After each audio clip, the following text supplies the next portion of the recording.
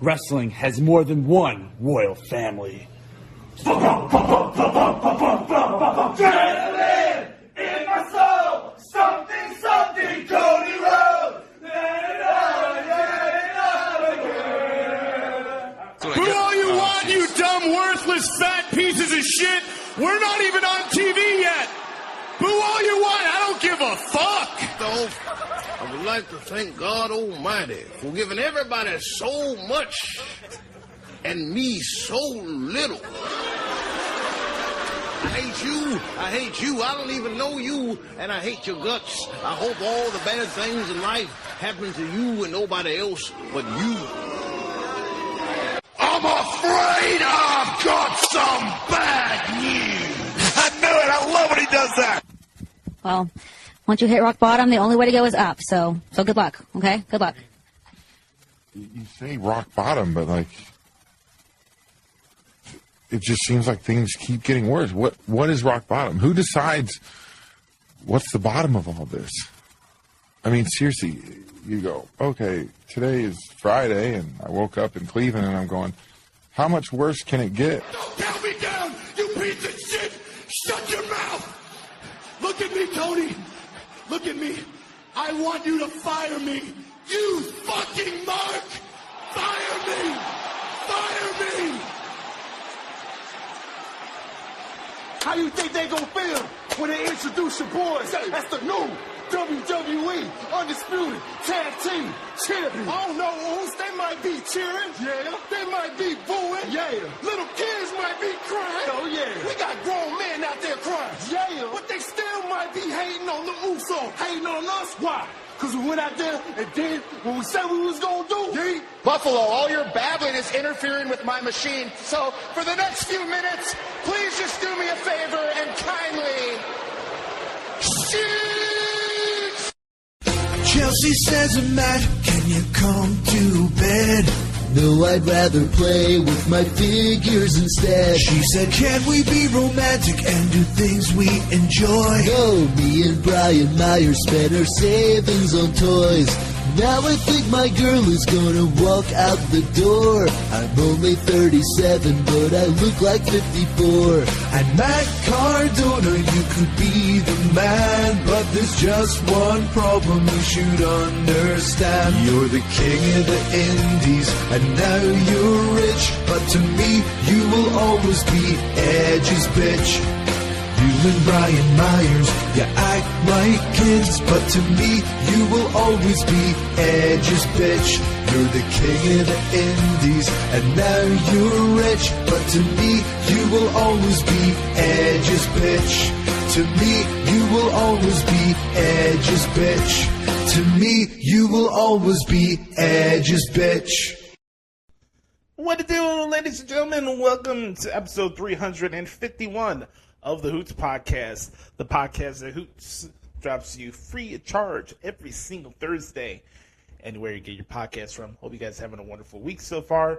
Hope you're ready to enjoy your weekend adventures, maybe some waterfall adventures. You never know. How's it going, everybody? It's your boy Joshie, talking to you as we record this in my good brother's studio in Chicago, Illinois on March 9th, this Thursday. On this special day, we like to give our thoughts and salutes to the GOAT, Notorious B.I.G., who unfortunately passed away on this day in 1997, 26 years ago today. B.I.G. is one of my personal favorite celebrities and musicians of all time, somebody I look up to. And always day a reflection for your favorite celebrities, idols, whatever you want to call it. But anyways, first off, I want to say thank you to everybody who checked out episode 350 last week. Glad to have Brother Carter on with me to do the show. Brother Carter will be via satellite this week. No thoughts of Jericho. You'll only hear Brother Carter this week in What the Hell is Wrong with AEW. Going to touch on a couple different topics that we usually don't touch here on the Hoots podcast. Kind of got an abbreviated version of the Back Porch Q&A session today. I'll make sure to touch all the things I need to cover when it comes to WWE and the road to WrestleMania. And boy, we got a lot to talk about with AEW last night. My God. It's kind of crazy because, like, you know, watching the pay-per-view on Sunday, for the most part, besides a couple of things, I thought it was a pretty solid pay-per-view given AEW, you know. And then we get to last night, and it was like the bottom of the barrel. Like, Mamma Mia, what are we doing here? First off, again, I just want to say thank you all for checking out the show, whether it's on YouTube, Google Play, Spotify. Make sure to follow us on Spotify, by the way. Helps us out. Leave us a review as well on Apple Podcasts if you can. iHeart Radio, Stitcher, repeat, I appreciate the support. Anytime anybody that takes time out of their day to check out this monstrosity of a wrestling podcast. Man, I'll tell you what, before we get to the Q&A, it's okay for me and y'all can have a conversation, right? I mean, it is my show. We can talk. You know, over the last couple of weeks, I've been talking about my situation, work-wise and stuff, and I've been, you know, constantly having to remind myself to not be discouraged or start bringing myself down. I really think it's starting to hit me more as the days go by. Not to the extent that I'm, like, personally worried, but I feel like in a lot of ways, and it's simmered down over the last couple of days, but I feel like I'm letting a lot of people down in a lot of ways. Just with my whole situation, you know, losing your job, you know, right in the middle of tax season.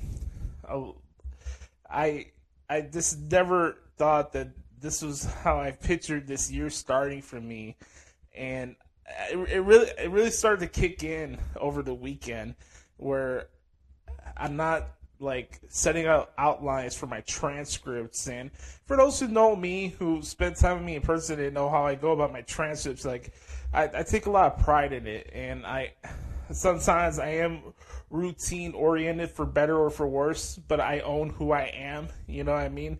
And I'm not ashamed of that. I take a lot of pride in the work ethic and the time I put into not only this podcast, but just everything that I do. And I just felt like something was off. Like even for the pay-per-view on Sunday, I didn't pay for it. Spoiler, I didn't pay for the pay-per-view. Like, AEW ain't getting my money. That pay-per-view was not worth whatever it was, $50, whatever. I didn't pay for that shit. Anyways, like, even then, like, for a show that I know I would get $0 out of, I was like, man, I love my job so much. I even wanted to, like, type out wrestling matches, even the clusterfuck trios match with the House of Black and the Elite. It's just like an odd feeling for me. This is the first time since I've been doing this stuff back all the way to 2014 where I haven't done a wrestling transcript or do a wrestling article. Literally, like, I for those who don't know, like, I started making transcripts and result pieces back in 2014. This is just a new territory for me. Like, this is going on for 9 years now. I've been in wrestling media, and I just wasn't expecting to get to this point now where I'm questioning my future. Should I continue on if I get asked to come back to the people that do pay me? I had to put my website, ProWrestlingTranscripts.com, on hiatus. Like, I feel like just like a literal gut punch, and I feel like I'm letting a lot of people down. Like, the only thing I have going for me right now is this show, but even then, we're not making any revenue. We haven't got any ads or anything like that from Anchor. I haven't been able to cash out any of the money we made from the show on Anchor since the pandemic. Literally, the pandemic started. We didn't get any more sponsor scripts. We didn't get any more money out of it.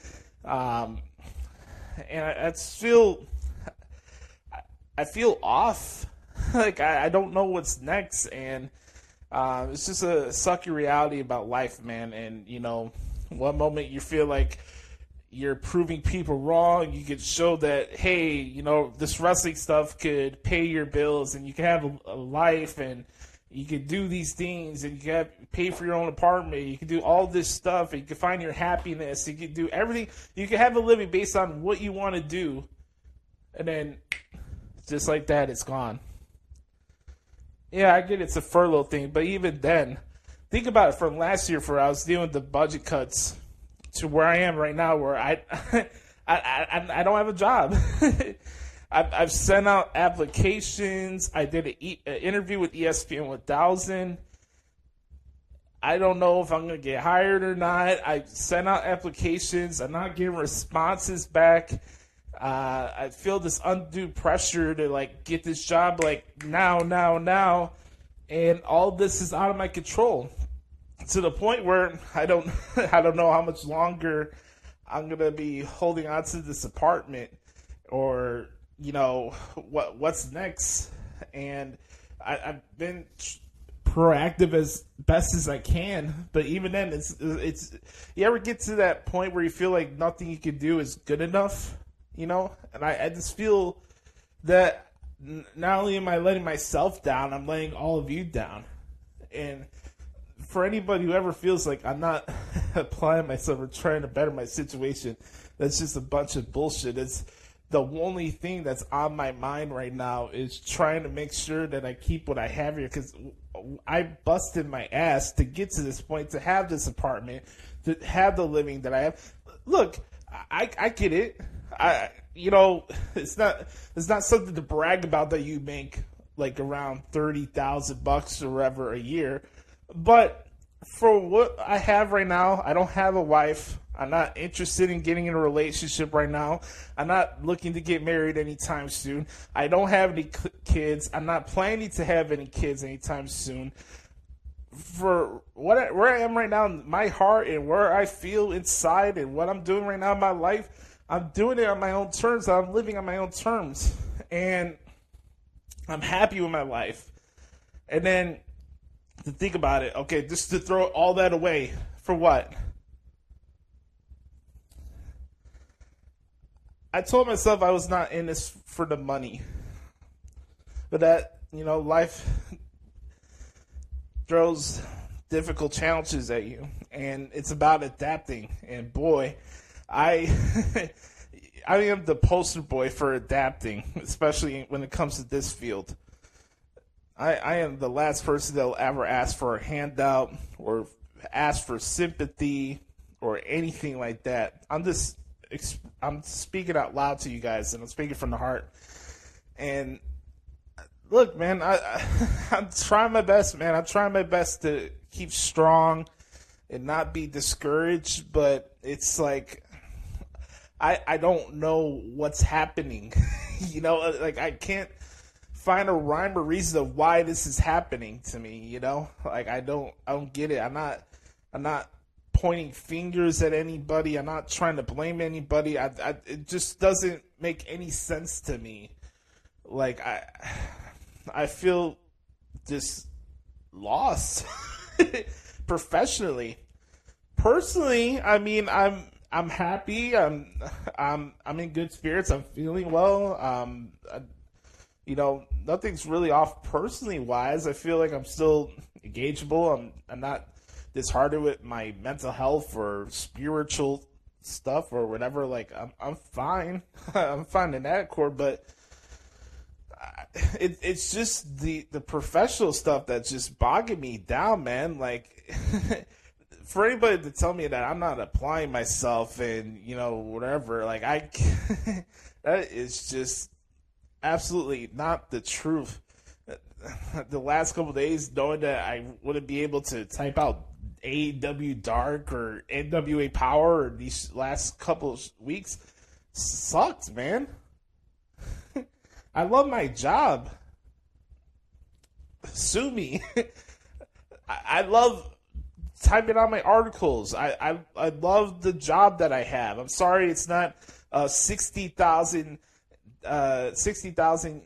yearly job at fucking CVS or Costco or God knows what, where I'll be miserable 90% of the time I'm there. Like, I'll put my mental health over money any freaking day of the week. Look, I even spent almost nearly 2 years of not working at the tattoo shop to get to where I am right now.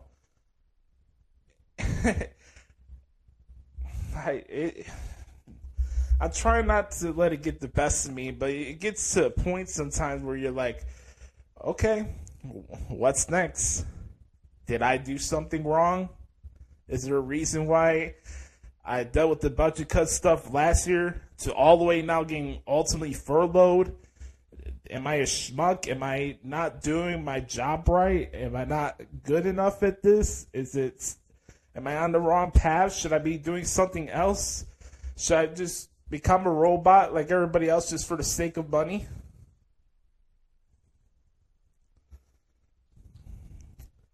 I feel like not right now, but over the last couple weeks, I feel like I've just been letting everybody down with this whole situation. I didn't want to put my site on hiatus.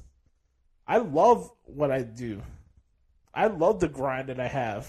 I love what I do for a living. I love my job. I take a lot of pride in that. And it's just like, I feel like my professional legs are just being cut out from under me for no reason. I don't get it. I know how good I am in my field. I know what I can offer with my transcripts, what I can do on this microphone, whether it's producing or whatever. I don't have the answer right now. And it's like, okay, and that's the reality of life, you know. Things are going to throw at you when you least expect it. And are you going to just fall out and go to obscurity or do something about it?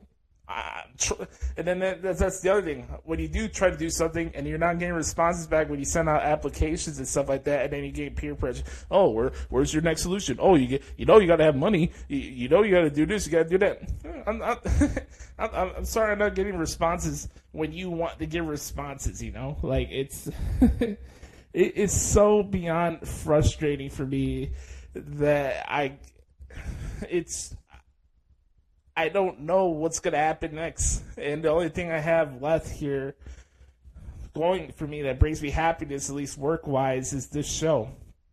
So when I come in here and I tell you this is my favorite part of the week, I'm not lying to you. This show means the world to me. This show's my therapy. And there's more times than not that I'm more open than I should be about my current situations and life experiences and stuff like that. But fuck it, man. It's my show. This is between me and you guys. Like, you're not getting this access from me anywhere else. I'm not going to be pouring out my heart and everything all 24/7, 365. Like, this is the time for me to express what I need to express, get this stuff, get off my chest, without fear of judgment or whatever. I don't care. Comes to a point in life where you have to stop feeling like you have to have this responsibility to put yourself in a position where you're accepted by other people and how they view you and how you go about your business. Live your life, man. Live your life. You don't owe anything to anybody. The only thing I owe myself to is the man upstairs. That's it. All I owe to each and every single one of you is me being myself. That's it. I don't owe anybody anything. And that's the thing, man. Like, even this whole, like, furlough thing, like, I get it's a furlough. It could be temporary or whatever. But I'm a person that I would rather work for free than not work at all. And this is the frustrating part. It's like... I'm supposed to be excited. I'm celebrating 10 years of becoming a broadcaster. I don't have a job. I'm not at the next level. And you start asking yourself questions that you shouldn't be asking. Why am I asking myself if I'm doing something wrong? Why am I doing that?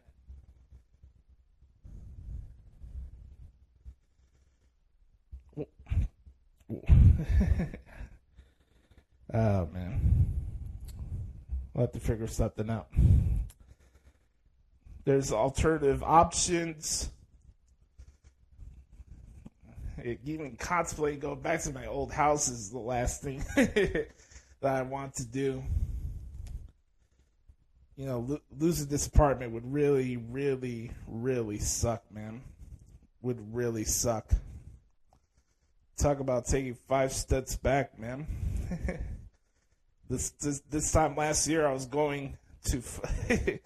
This is crazy how life works sometimes, man. This time last year, I was getting ready and excited to go to Dallas for WrestleMania, a trip that I earned, that I paid for as a gift to myself for getting to where I am with my career.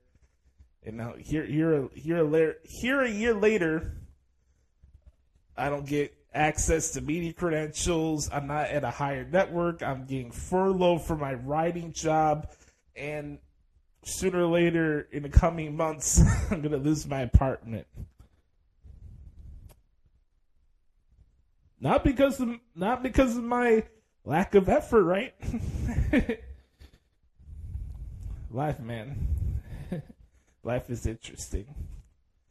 Your life could be turned upside down any moment, any time, in the span of a year, a week, a day. You got to cherish what you have and control what you control. I know I'm venting to you guys. Maybe I'm saying too much. Maybe I'm talking too much. But I'd rather be honest with you than not. I love this show. I love recording this show for you guys. I take a lot of pride in it. You know, these past 10 years, I don't regret one thing. I don't regret taking a chance on myself and doing something like this, where so many years of my life I had people, whether it's friends or family, tell me that I'm too quiet and reserved or antisocial and stuff like that. And then, you know, when you get a lot of time to start reflecting, a lot of different thoughts come and go. And I'm just at that time in my life right now where I'm at a crossroads again. I'm back to where I was once I was done with high school, and I did not know what was next. You know, it was kind of a similar feeling. I thought I was going into one direction, and then it went to another direction.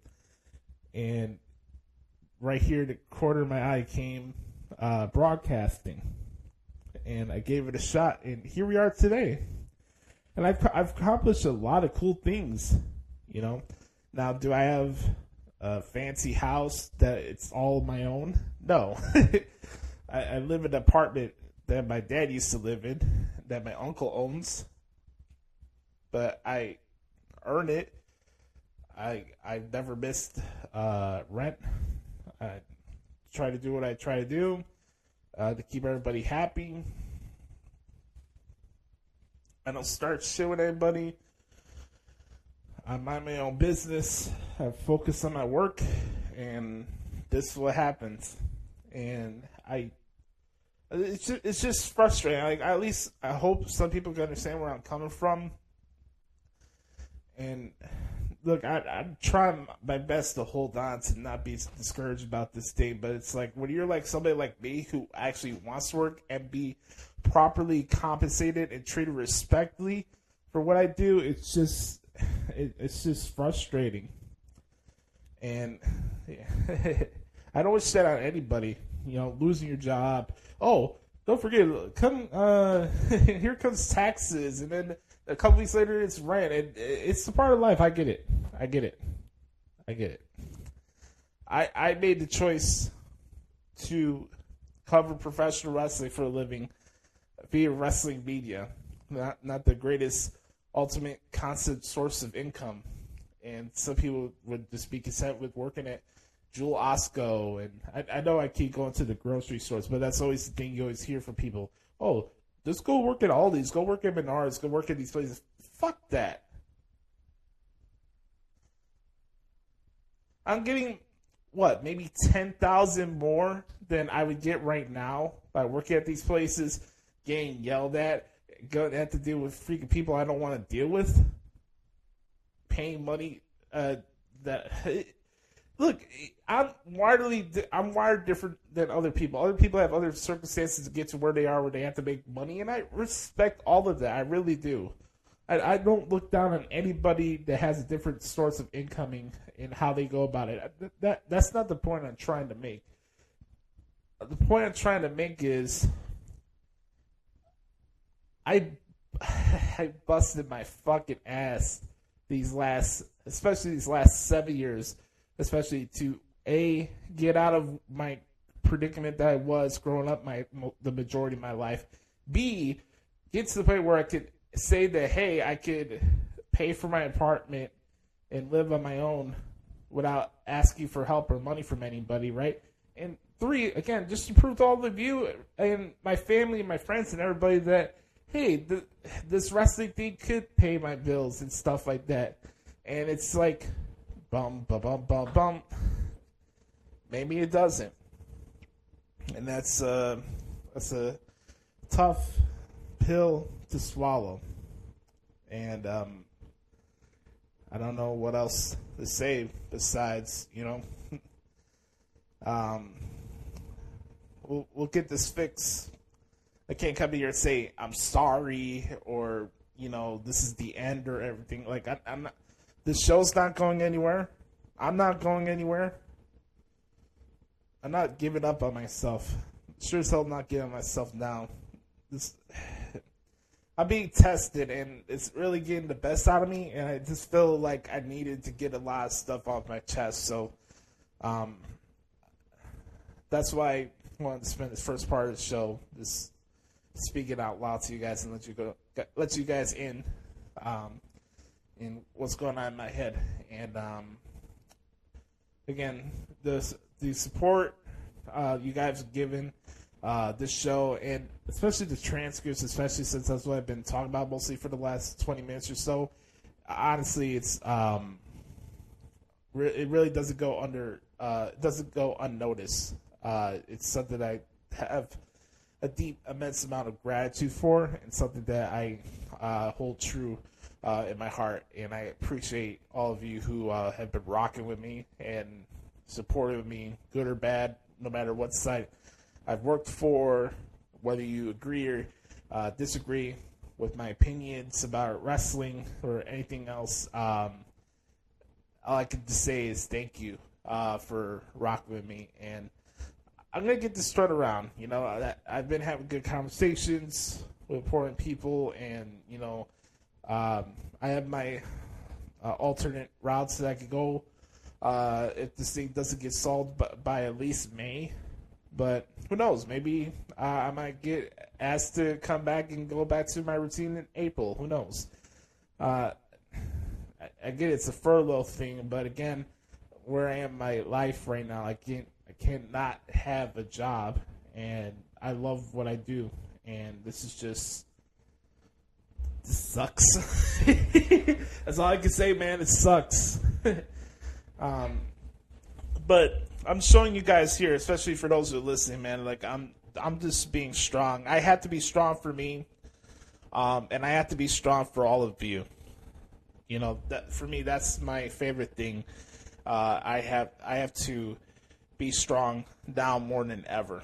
So with that said, when we come back, we'll get into the Back Porch Q&A session right here on the Hoots Podcast. Yes, sir. I was not impressed by your match, Roman. I didn't see any athletic performance. I didn't see flips. I didn't see callbacks. So, no, to me, you don't deserve 5 stars. Dave, give me my 5 stars right now. Give me my fucking 5 stars, bro. No, I won't give you. I won't give you 5 stars. Let me finish. I won't give you the stars, Roman. Hey. Fucking listen to me, bitch. I fucking worked for it.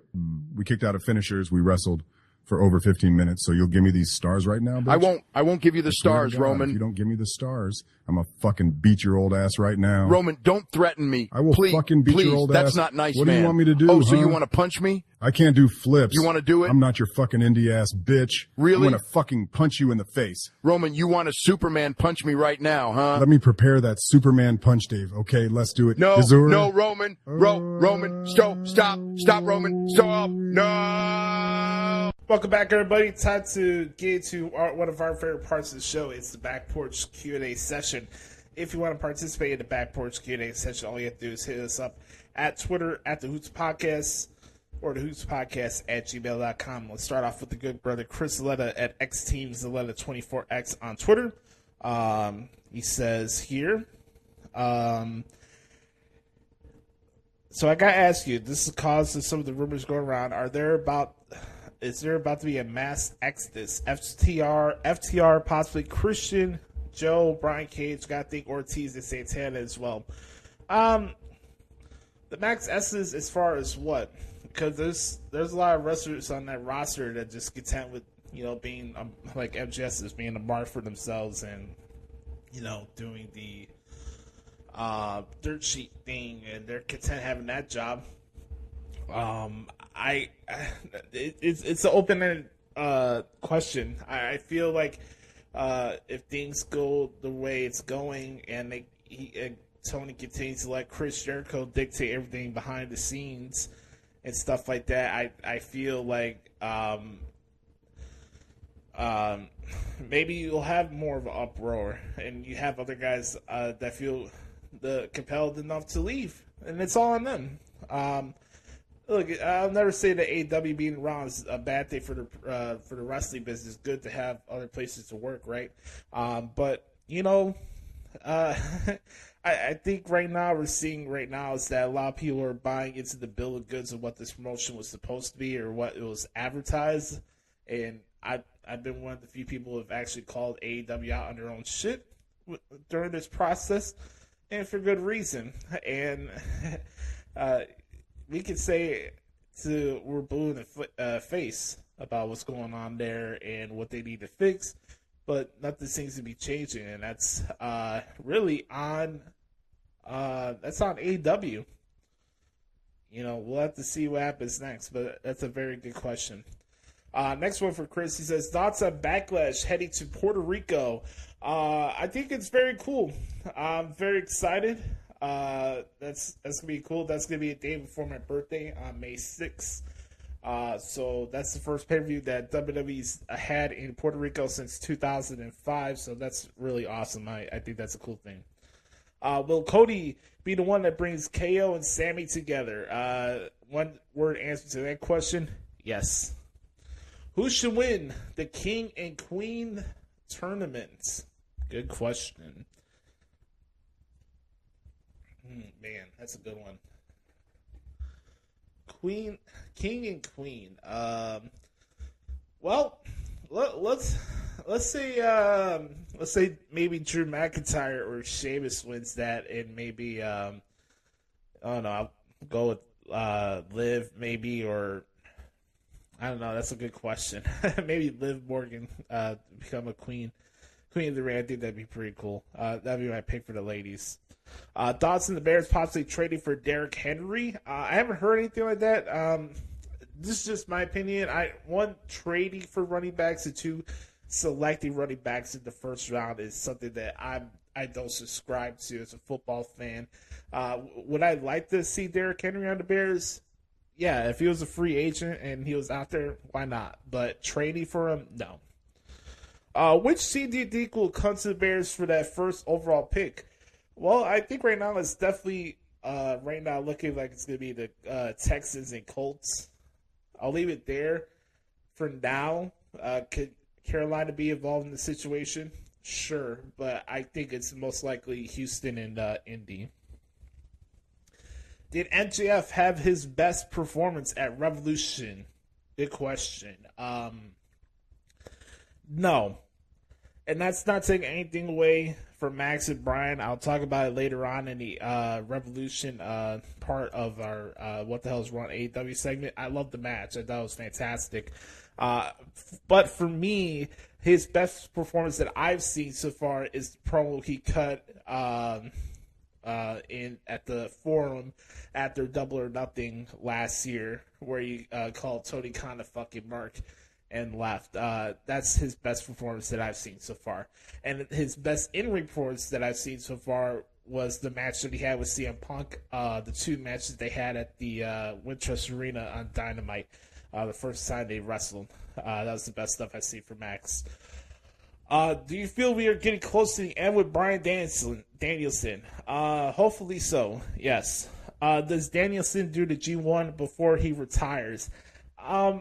Possibly. I hope that happens for him because I know that's something he wants to do. But again, is that a thing that is good for his long-term health? We'll have to see. But yeah, I can see him doing the G1.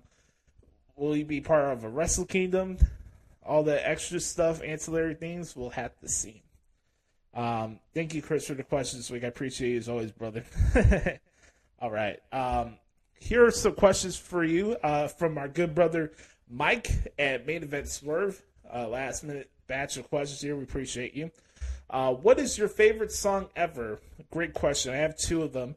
One is Sky's the Limit by Notorious B.I.G. And secondly, my second favorite song is New Kid in Town by the Eagles. If I have two songs that define me as a person, is that one, Sky's the Limit and New Kid in Town. So those are my two favorite ones. Question number 2, and an honorable mention would probably be You Did It by Brett Young. All right, let's go to the second question here. What is your favorite activity or exercise in the gym? For me, when I was playing high school football and stuff, it was bench press. For me, it was my favorite activity. What is a good nearby vacation destination, less than 300 miles, to test the waters in a relationship, so to speak? Ooh, mamma mia. Man, I would say Florida, just because it's Florida. You want to go a different route, maybe check out San Jose. When I was out there covering WrestleMania 31 in San Jose, it was just a really nice vibe, late night vibe. I think it's good for couples out there. Just I know San Jose is a random city to pick out of, but I really enjoyed that environment there. That's a good question. I wouldn't say Dallas. That wouldn't be my pick. Now, for full disclosure, I haven't been to a lot of different places. Like, there's still some cities I haven't been to. I've been to Boston before, but I've never been to New York. So I wouldn't. Maybe if I went to New York and experienced that, maybe that'd be another pick for me. But my best guess, Mike, would be in Florida. Make sure that happens. Question number 2. Oh, I'm so glad you asked this. Yes. What do you think of the second season of Sex/Life on Netflix, and who's the character whose actions you question the most? Great question. For those who don't know, you know, the first 30 minutes of the show would tell you that I'm like down in the dumps and that my world's coming to an end. Personally, outside of my professional stuff going on, I'm in good spirits. I've been watching a lot of different stuff on Netflix and stuff like that, and expanding my horizons, I guess. You know what I mean? And I started watching a bunch of different stuff. I told you guys I watched New Girl. I really enjoyed that show. But I took on the voyage of checking out this show called Sex/Life. And this show is out there. It really is. It lives up to its billing, and I think it lives up to the hype it's getting.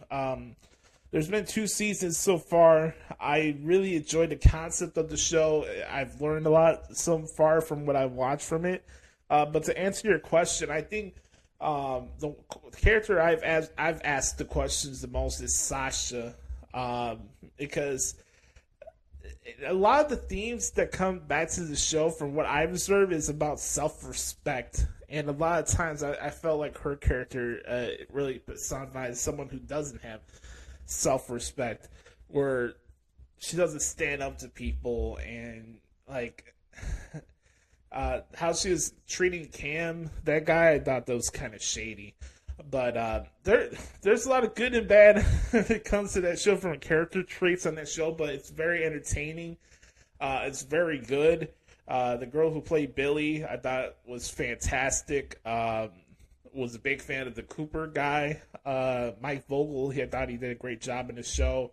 I enjoyed it. If you guys have not watched Sex/Life, you should check it out on Netflix. It's very different from any show you ever watch, but I think it was very good. Is the term woke a positive or negative term? That's a good question. I look at it as a negative term, not in the concept of what's behind being woke, just the labeling of the word woke. I'm a person that's more direct than I am subtle. I don't need to hide behind labels to describe how I feel or think about things. Like, I'm upfront with everybody. Like, I'm not Republican, and I'm not Democratic. I'm independent. I can think for myself. So when it comes to like a lot of the real life issues and things a lot of people take stances on, more times than not, I may agree or disagree with popular things that people take a stance on. But I don't need to attach the word, oh, I'm woke because I'm on this side of the fence or that side of the fence. You know, I just think that's odd. Maybe, again, that's going back to just being more upfront than putting the front out, you know? Like, that's not a person I am. I don't need to be woke to say that, hey, respect people for how they want to live their life on their own terms. Whether people agree or disagree with it, like, I'm not going to look down on somebody because they like the same person of their same sex. Like, that's just me. I don't care. That doesn't affect me. It's never bothered me. I don't look down on it. But that doesn't make me woke. Now, I do say that there's a lot of, like, mentality in life where people act like robots and don't go about living life on their own terms. If that means being woke, I guess. But there should be... You should not be calling yourself woke for believing in things that should not be spoken. Like, yeah, you should not be a fucking dickhead and be racist. You should not look down on other people who like what you don't like. You know, having human decency and empathy or compassion should not be something that should be attached with a label to, you know. That's just my opinion. So I look at it as a negative term because I think that's putting a label in front of it just to mask the intention behind people who say that they're woke. I'm alive. I'm alive. I believe what I believe in because I think for myself. I don't have people tell me how to think or how to live. So that's just my perspective on it. Where is a good first date destination for you in your city, or what is an event you would like to take a new love interest to there? That's a good question. I haven't done this yet, but the next time I ever find myself again in a romantic situation, which will be a very, very long time, I'd probably check out a lot of the features that they have downtown for their Winter Wonderland stuff downtown. I tell you, when it comes to like romantic feels and stuff like that, downtown in Chicago at nighttime is probably the best like scenery that you get in this country. It really is. So anything to do in the downtown area of Chicago would probably be my best idea. Does it surprise you that all of college basketball teams, my University of Houston Cougars, are number one going into the NCAA tournament? Did we run out of teams? I'm the wrong person to ask. Mike, I'm sorry. I don't watch college basketball. I'm not interested into it. So I wouldn't be able to tell you a proper answer for that. Are you interested in the World Baseball Classic at all? Yeah. I love baseball. And I will be supporting Puerto Rico. So there you go. Who was the most underrated player for your favorite MLB team growing up? Another good question there. Mark Burley. What? Bobby Jenks. What? Paul Konerko. What? Number 14. Paul Konerko. I was a White Sox fan growing up. So, yeah, there's a bunch of them. Joe Creedy, Maglio Dornias, Carlos Lee, another one. let's see, Juan Uribe. That's a good question. There's a bunch of them. Those are the ones that come out the top of my head right now, but those are the ones for the sites that stand out to me. Question number 10 he asks here, what are your thoughts on the 3 consecutive WWE Premium Live events occurring outside of the U.S.? Hey, WWE's living up to its billing. It's a global phenomenon. It's for everybody. So I think that's awesome. They're having Backlash in Puerto Rico. They're having this King and the Queen stuff in Jeddah. And then Money in the Bank is in London. So I think that's awesome. I think that's pretty cool. Roxanne's injury had to be a work angle, right? Or was it? I can't decide. I maybe it's a work angle by how they shot it and how they brought her to the ambulance and the stretcher. It's probably more of an angle because we probably would have got some more updates, or if it was a serious issue like that, we would have got more of a serious update. So for right now, I'd probably say it's more of an angle than serious injury. What do you think about Gargano going full circle to take on Grayson Waller at Stand and Deliver? I think that's great. I think it was the right choice, and as much as I was actually looking forward to seeing Shawn Michaels against Grayson Waller, I'm fine with Johnny Gargano being the choice. It makes sense. Grayson Waller attacked Johnny Gargano before he left WWE, and it's a good way to cap off Johnny's run in NXT on his own accord, so I think that's cool. Another question. Also, is Grayson Waller your most improved NXT superstar of the past year? I say him or Tiffany Stratton / Sol Ruka. I can't say him because I've always digged his work since I've seen him in 205 Live. I've seen him before he made his debut on NXT. So I won't say him, but definitely Tiffany Stratton's up there. She's a baller. She is a star, and she's damn good in the ring. Tiffany Stratton is the total package. That's what I'll say. What keeps you motivated even when the job market is not moving as you would like it to? Just keep reminding yourself of where you got and how you got to where you are right now. And remind yourself that you're the best at what you do when it comes to your wrestling work, especially on my end. And, not being discouraged. That's my best answer to that question. Do you see Bad Bunny getting involved in the ring at Backlash? Yes, I do. Who returns to WWE TV first? Matt Riddle or Big E? I'm going to go with Matt Riddle. I don't know if Big E is coming back or not. Do we feel like Jade Cargill is being used below her potential? What needs to improve? Yes, she's being not being used at all. It's great to see her on her TV last night, but get rid of Layla Gray and have her be her own standalone star and actually have her on the freaky television show. The fact that she wasn't even on the pay-per-view this past Sunday was ridiculous. She's a star. But again, I think people just won't want to admit to themselves that AEW talent would be better suited in WWE. And that's just the truth.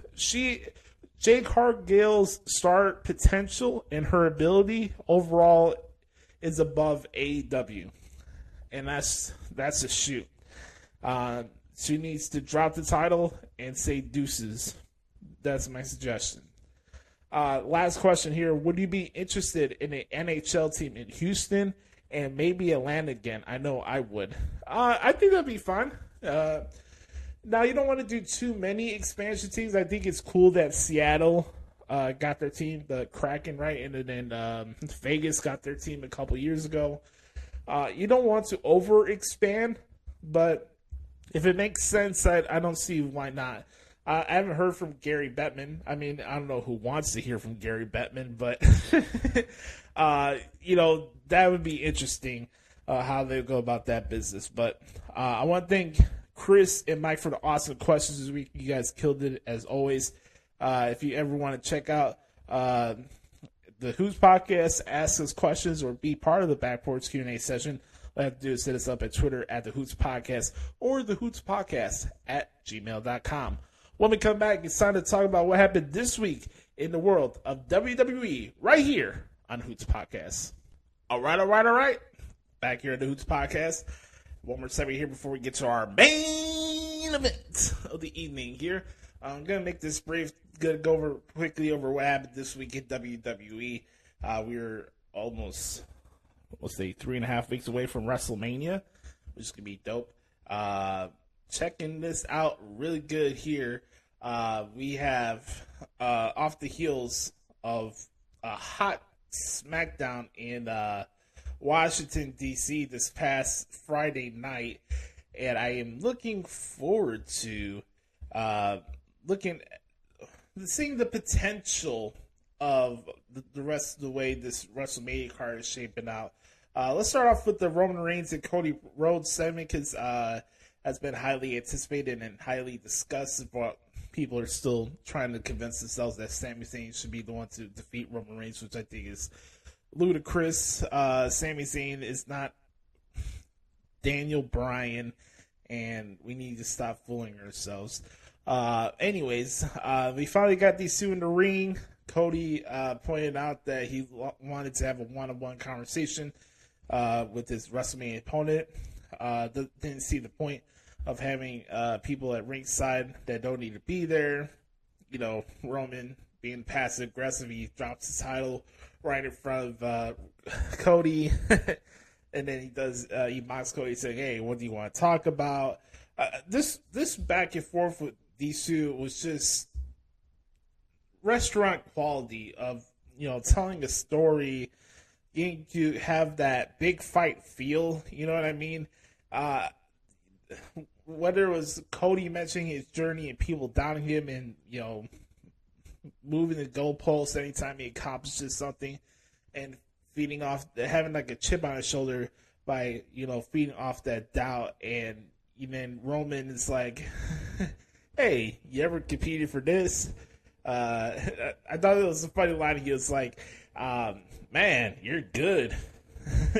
Man, sounds like you were practicing that for an entire week. And the Tribal Chief doesn't miss, man. It was just a very good segment, you know. Roman got into his history with Dusty, which I thought was an important element to touch on. And I know a lot of people are like, "Oh, I can't believe they're still talking about Dusty." Well, let's not forget about the first thing Cody said on Raw after he made his return at WrestleMania last year. He said that he was going to do right and go do what his father wasn't able to do. And that was the goal he had. And he went out and he's going to do it. That's the goal that he had. So here's the thing. I think that you look at just the story of it, like, you have to address the whole thing about, you know, Heyman telling Cody that Roman was the son that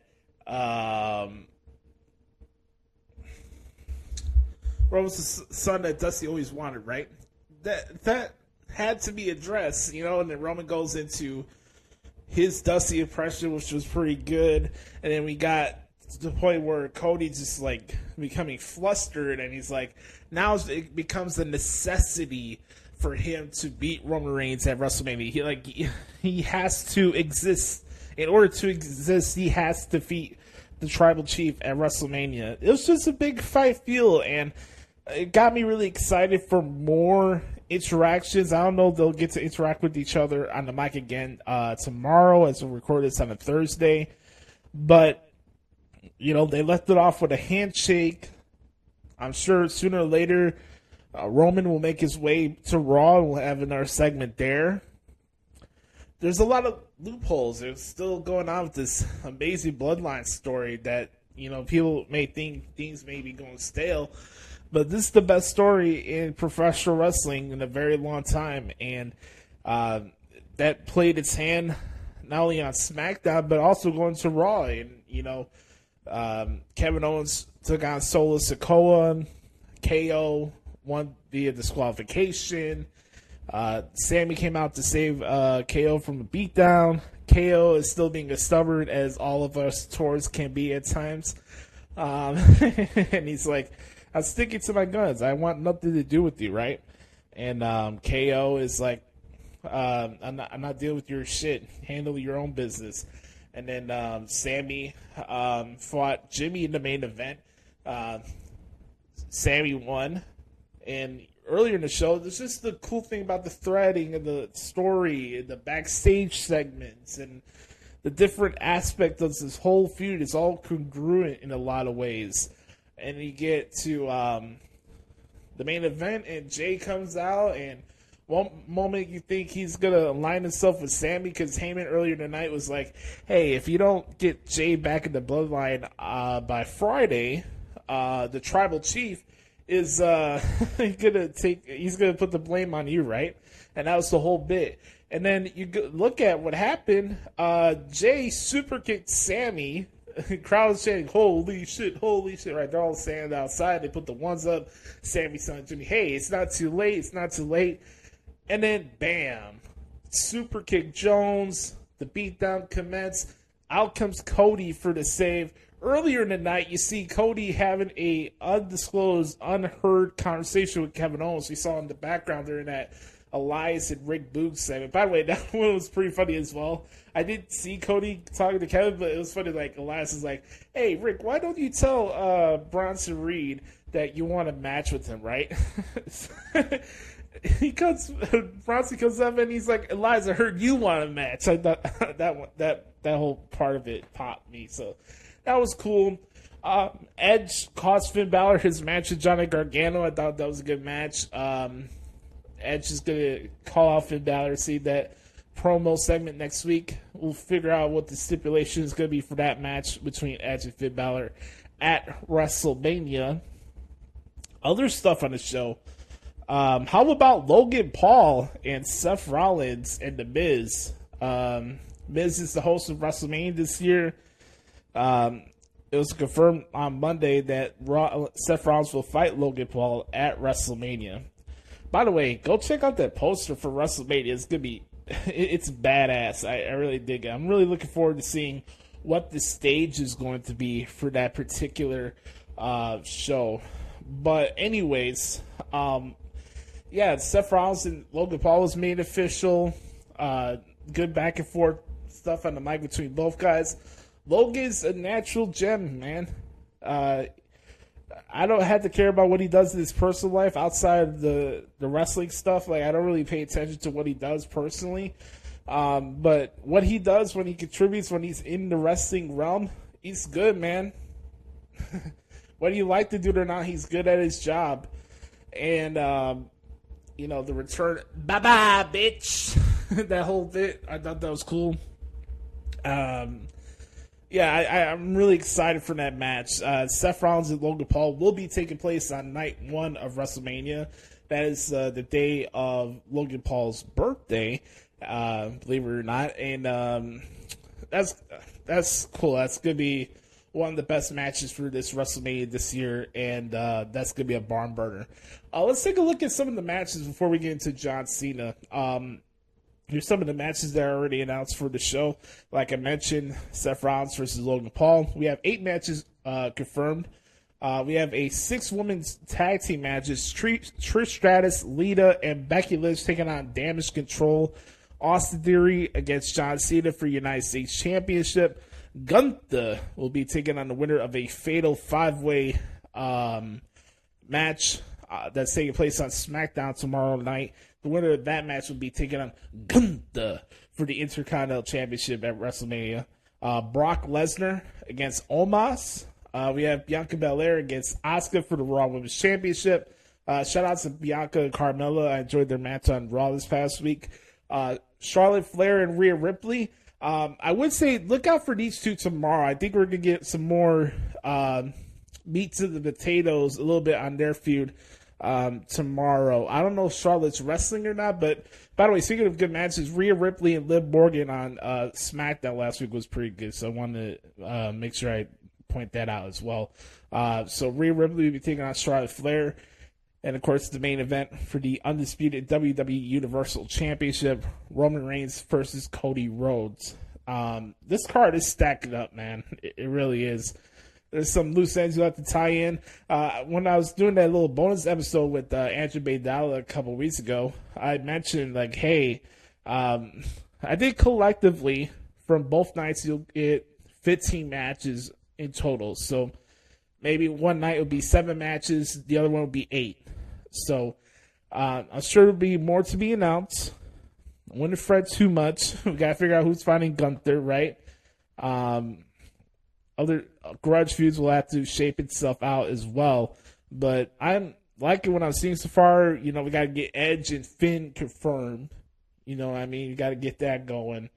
There's a lot of stuff to look forward to. I'm really excited to see what other matches are announced for WrestleMania, and I think we're in for a good one. You know, do we get Ray and Dominic at WrestleMania? Sammy and KO against the Usos. That's 3 matches already that haven't been announced yet. I'm sure that'll be announced soon. Lots to look forward to. It's a good time to be a fan. So let's talk about John Cena and Austin Theory. Oh, man. Burial City Jones.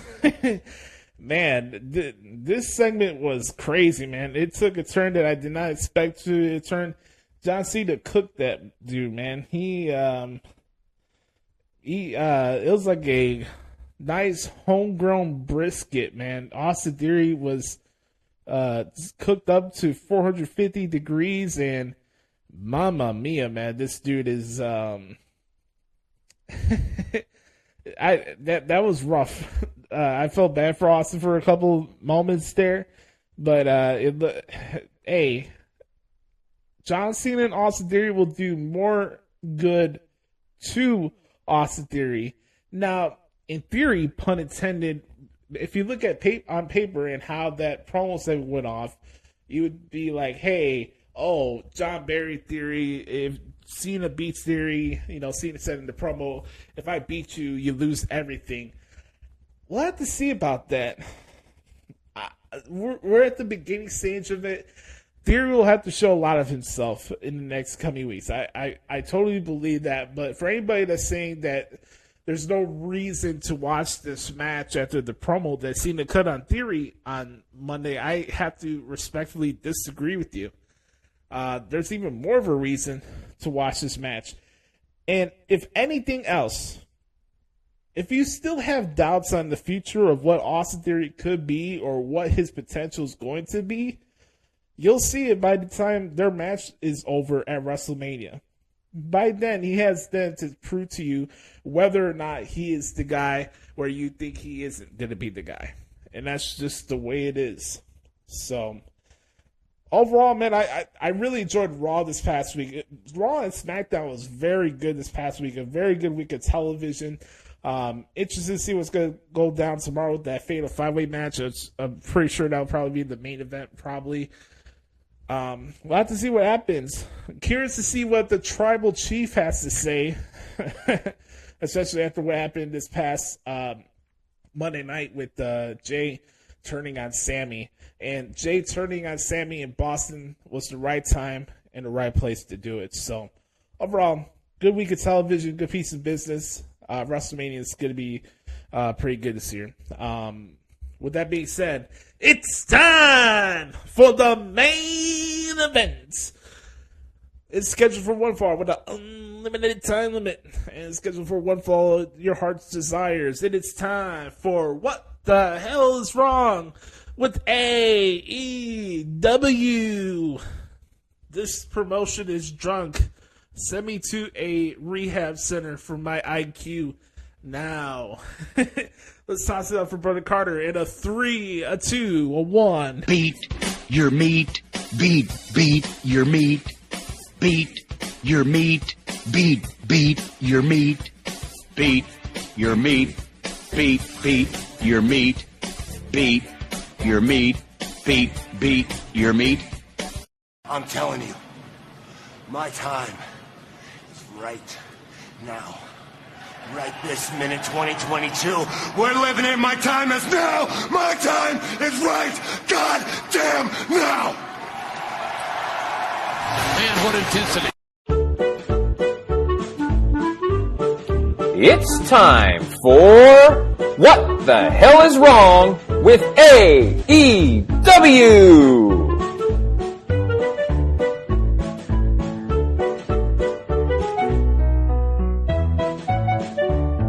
What the hell is wrong with AEW? Okay.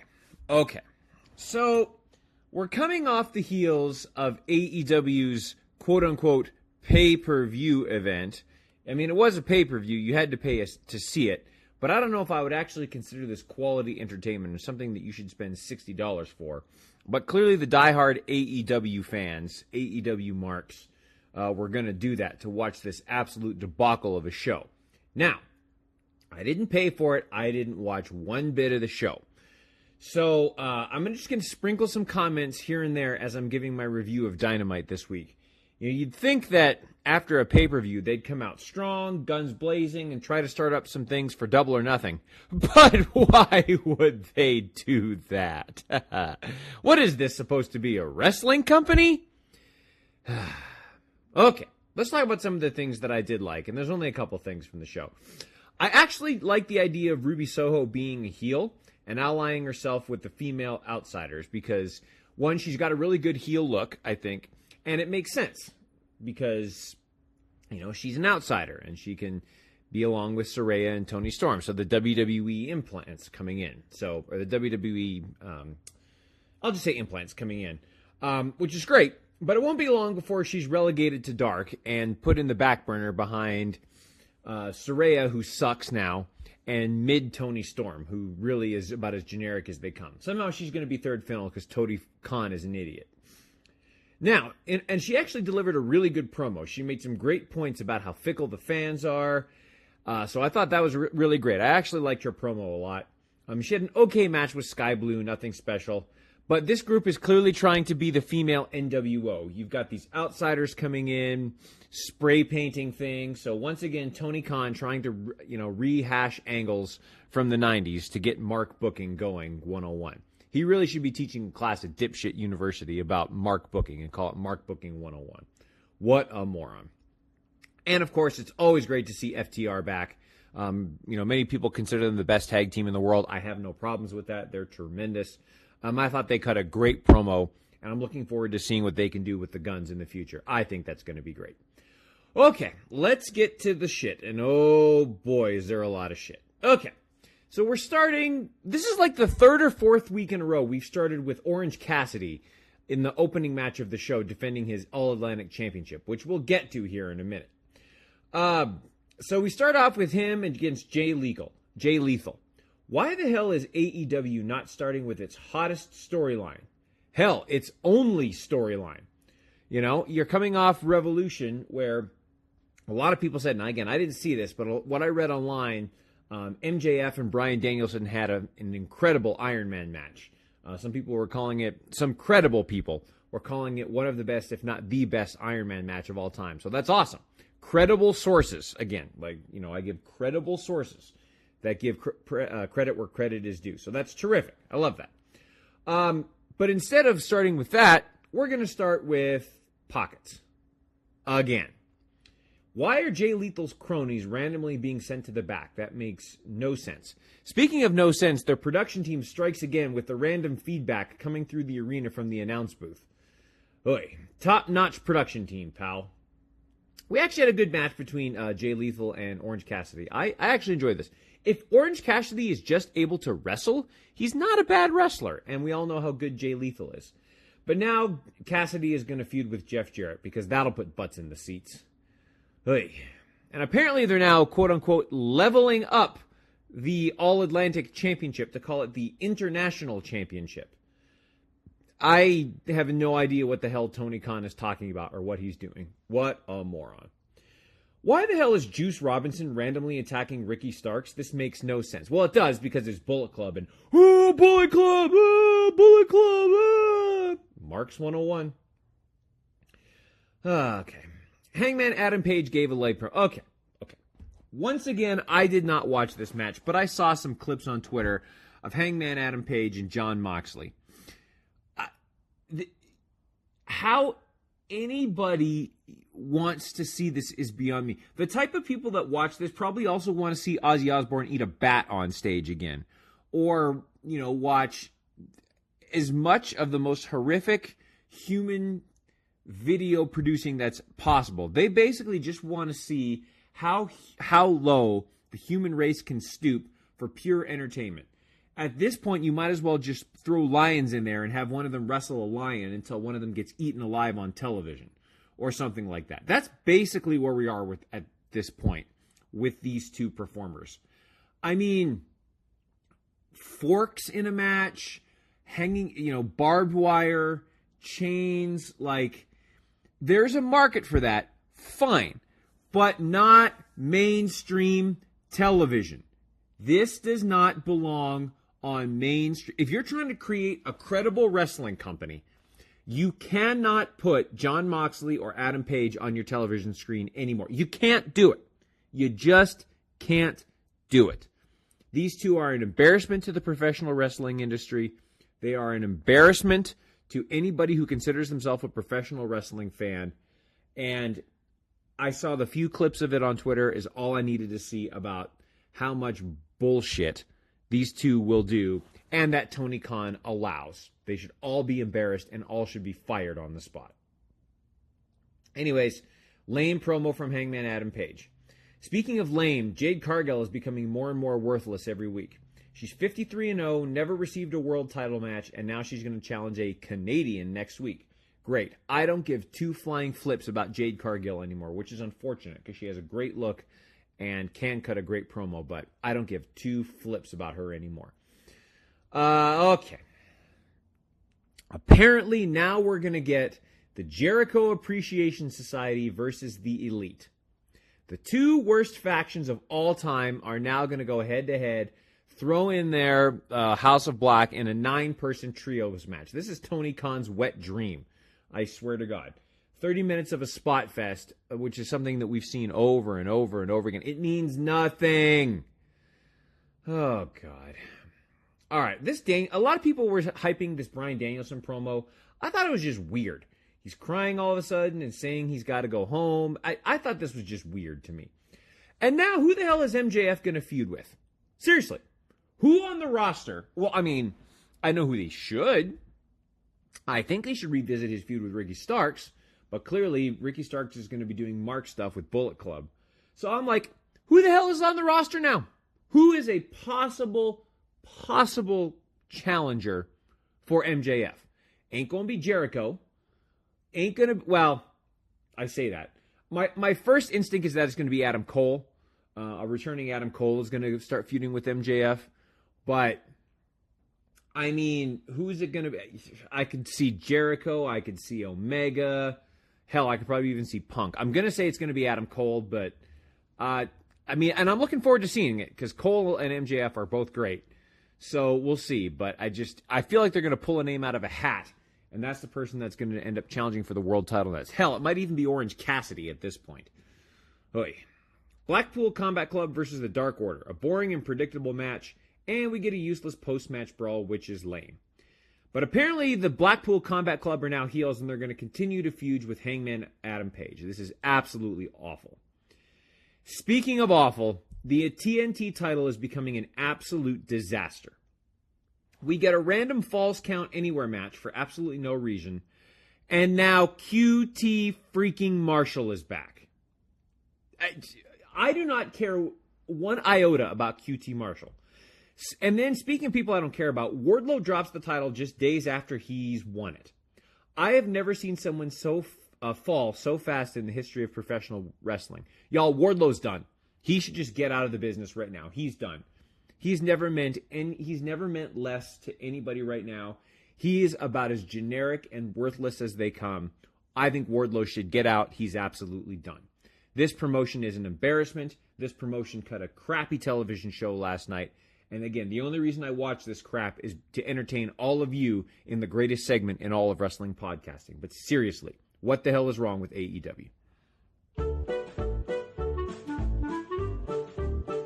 This has been What the Hell is Wrong with AEW.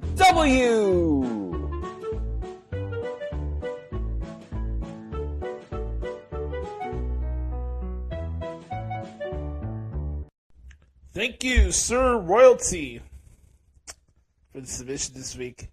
By the way, congratulations are in due order for our Director of Operations. Not only is he the Director of Operations, not only is he royalty of the highest kind, Brother Carter, this past week, got his doctorate in music education this past week. I couldn't be more prouder for our Brother Carter here. Really happy for you, good sir. Always grateful for you to be part of the show, especially this segment. But everybody that's watching or listening to this, let's give a shout out to Brother Carter for his becoming a doctor. Brother Carter's a doctor. We're all screwed now. I don't know if we got enough bad doctors in this country. No, I'm kidding. Shout out to Brother Carter. He was the man. Very happy for him. This has been a long journey for him. It's something he wanted to accomplish his whole life, and he did it, man. That's awesome. All right, let's start off with the pay-per-view here. Hey, everybody. Welcome back to What the Hell is Wrong with AEW, a.k.a. What Isn't Wrong with AEW. Start with the pay-per-view. Like I said earlier, I thought the show, for the most part, was okay. There was some of the matches I really enjoyed, like Jungle Boy and Christian Cage. I thought it was a very good match. The final burial. Christian showed why he's a legend and why he's good at his job. I really enjoyed that match. I thought it was very, very good. What else did I enjoy for this pay-per-view? Now let's make one thing very clear. I did not enjoy this pay-per-view to the point where I thought this was a great pay-per-view. This was awesome, something you have to go see. Blah, blah, blah, blah. It was better than I thought it was going to be. Let me just say that, okay? Let's start off with there. The other matches on the show that I did enjoy was Wardlow and Samoa Joe. Wardlow becoming the TNT champion, and then the main event. I liked 3 matches. Let me spend some time here talking about MJF and Bryan Danielson for the Iron Man match. MJF retained in sudden death overtime. I thought it was a fantastic match. Liked how it was structured. There wasn't lulls to it, and especially those final 5 to 10 minutes of the match, and then going to sudden death was just really high-powered intensity and energy from that crowd with some of the false finishes and submission spots, to the point where MJF made Bryan Danielson tap out to the label lock, which was an interesting finish. MJF retained. Honestly, I had my concerns that Bryan Danielson was going to win. I did not want him to win. I don't think he should be the AEW champion. I'm happy that Max retained. But it wouldn't be AEW without some controversy coming out of a pay-per-view. And we have to talk about things that sometimes we shouldn't have to talk about. But that's what we're going to do. During the match, MJF drew a drink at a young kid at ringside. And a drink that the kid's mother was drinking at the time. It ended up being tequila. And this sparked a lot of outrage and discussion on social media. I don't have any kids. I know for myself, if I was in that position, I would act differently than what happened during that moment. I love Max. I don't make no bones about it that Max is one of the few reasons I give a shit about this promotion overall. I have a lot of respect for what he does. But even then, there's lines where you just don't throw stuff at kids like that. Like, if you want to throw a drink at a chick or an adult dude, knock your socks off. I don't care. But throwing stuff at kids is like that's not right. I mean, breaking up a kid's sign, or like Lance Archer like screaming, trying to intimidate a kid that he does at the New Japan shows, that's fine. But throwing drinks at them, I don't think that's cool. I don't. And it's a shame that's one of the main things people are coming out of this pay-per-view, but a lot of the controversies begin and start at the top. Your actions, the things good and bad that come out of your company, it's done for the people who own it. And MJF is a reflection of Tony Khan. AEW is a reflection of Tony Khan. Whereas the Brawl Out or Sammy Guevara and Eddie Kingston fight, or Sammy Guevara Andrade fight, whatever the case, good, bad, or different, starts and ends with Tony Khan, and that's just a bad reflection of leadership from him. Other takeaways from the pay-per-view. Rick Knox, you're on my shit list this week. You, my friend, are the most useless official I've ever seen in my entire life. You make... What's his name from baseball? Let me type this out. You make Joe West look like a competent referee. For those with baseball fans, I think you get that reference. Rick Knox, you are the drizzling shits. You are a brutal referee. Don't get me wrong, there's some good spots for this House of Black and Elite match, but my God, that referee is brutal, man. One thing of praise that I forgot to mention, since we're going to be tying both Dynamite and Revolution as part of what the hell is wrong with AEW this week, Ruby Soho joins forces with Tony, Storm, and Saraya. There's good and bad with this. Let's start off with the good. I liked her promo for the most part last night on Dynamite and what she had to say because, again, much to the surprise of absolutely nobody, wrestling fans are fickle. Now, don't get me wrong, me and Brother Carter been consistent by saying that this reverse NWO thing, where the hell they're doing, they're calling them female outsiders now, I guess, something like that, this reverse NWO stuff. I think it's corny and lame. And I think AEW has dropped the ball with Saraya since she's made a return to wrestling. But I have never come on here and said that she's not been looking good in the ring. To be honest with you, I think she's far exceeded my expectations for what she's done in the ring since she's came back from the match she's participating in, how she's carried herself. Her turning heel is not a reflection on her. Her turning heel is a reflection on the shitty job that the company did. They flipped that notion onto you, the fans, by saying it's your fault that they got to where they are, and you know that's a convenient thing for them. But I never had an issue since she came back. I've been saying it since day one, since Toni Storm showed up in AEW, that she's been a flop. I've been consistent with that. I think she's overrated.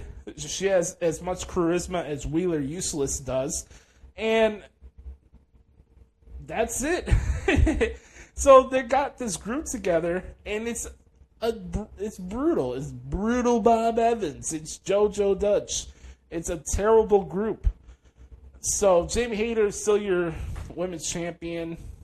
Let me get to this dumb shit out of the way. Hangman Page beats Jon Moxley by choking him, forcing him to submit, hanging him with chains in between the ropes. Literal hanging. By the way, you want to talk about the MJF stuff, throwing a drink at the kid. How about these two schmucks doing that hanging spot with the chain right in front of the kid like that? What about that? No harm, no foul there, right? 24 minutes and 45 seconds of nonsense and just ridiculous that I can't get back. Don't tell me, oh, you're too weak for hardcore wrestling, Josh. Oh, what's wrong with bleeding and stuff like that? You want to talk about good hardcore matches? Go watch Impact Wrestling. When they have hardcore matches that actually mean something, and the spots in the matches fit the match that they're having at that time. Not this bullshit CZW Wrestle War FMW bullshit from Japan stuff that Jon Moxley jizzes over. I bet you any money that Jon Moxley gets more turned on by fucking hardcore wrestling in Japan than his own wife, okay? Don't tell me about good hardcore wrestling. This was bullshit. Like, Jon Moxley is so obsessed with bleed to the point that he has to bleed every match he's in. This match was way too fucking long for the spots that they were doing in this match. It took total sense of disbelief away from me, where you could do a curb stomp through two bricks That's not enough to put the guy away. You could do Death Riders, buckshot lariats into barbed wire boards. You could do a whole bunch of different spots and still get up. You could send the guy crash to a barbed wire board on the floor, still gets up. Here's the ultimate draw. Let's get to the point where he almost killed the guy. Let's hang Jon Moxley in the ropes with a chain. Stupid. I'm happy that Hangman won the match. I'm glad that... No, I can't say I'm glad the feud's over. Because guess what? The next night on Dynamite, they have freaking the BCC, the lamest fucking group in wrestling outside the fucking House of Torture. They have this group... They have this tag match with the Dork Order. And now we're in a feud again with... This feud's still going on. And now here's the caveat. The BCCs are heels. Whoopity-doo. The Blackpool Cuckold Club is just as useless as the January 6th Appreciators and the House of Torture. Also, to that point, since we're talking about the January 6th Appreciators, hey everybody, we just celebrated 1 year of January 6th Appreciating. Yay! Chris Jericho, the biggest narcissist in the history of professional wrestling. They should remove that moniker away from Lex Luger and attach that to Chris Jericho. Nobody loves Chris Jericho more than Chris Jericho. My God. And hey, everybody, guess what? AEW's in Winnipeg next week. So instead of having Omega and Jericho Part 3, guess what we're having, everybody? It's the House of Black taking on the Elite versus the JAS. And a three-way trios match for the AEW World Trios Championship. What could go wrong, everybody?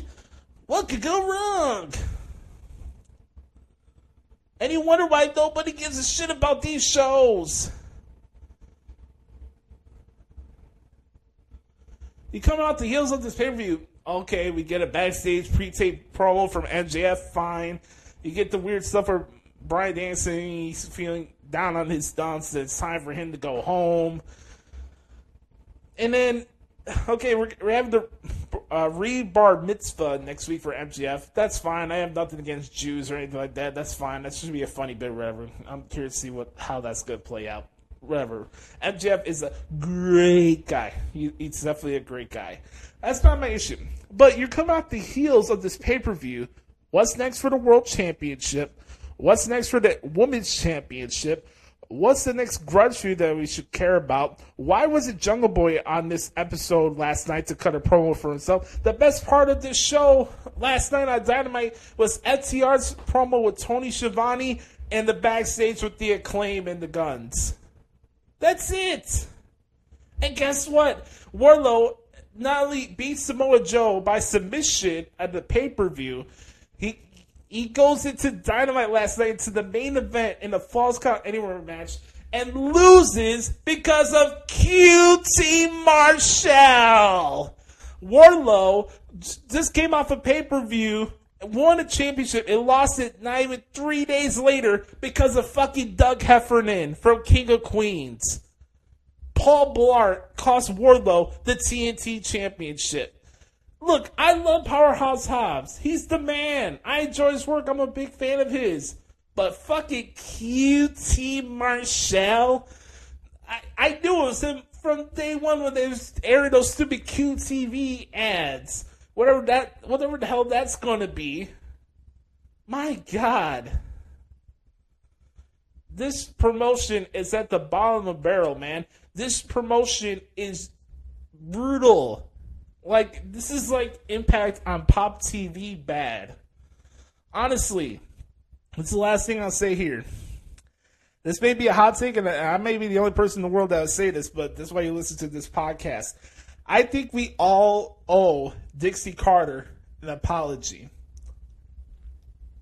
Case in point, go check out that fucking lame-ass media scrum that happened at the Revolution this past Sunday night. No questions about Ariel Helwani. Talk about biased journalism, right? No questions about CM Punk. Nothing. No hard questions at all. Such a great job, Tony. You do a great job. Can you hire me? We all owe Dixie Carter an apology. Because I don't know what the hell we're watching on TBS and TNT. This shit stinks. On that note, that is what the hell is wrong with AEW. Thank you, everybody, for hanging out with us for this week's edition of the Hoots Podcast. Hope you have a wonderful weekend. Make sure to be the authentic product that is yourself, and always remember that nobody dictates the pace of your life but yourself and the man upstairs. I'm Joshie. You can follow me on Twitter at the Hoots Podcast. Make sure to check out Bert Carr's work at DerekStoughton.com. And make sure to leave us a 4 or 5 star review and rating on Apple Podcasts. Follow us the show on Spotify. What? Make sure to subscribe to our YouTube channel, youtube.com/The Hoots Podcast, or at The Hoots Podcast on YouTube. And we appreciate the support. The road to WrestleMania continues on. It's a fun time, ladies and gentlemen. I love you guys. This has been episode 351 of The Hoots Podcast. We'll talk to y'all next week. Yes, sir. Bye-bye, bitch.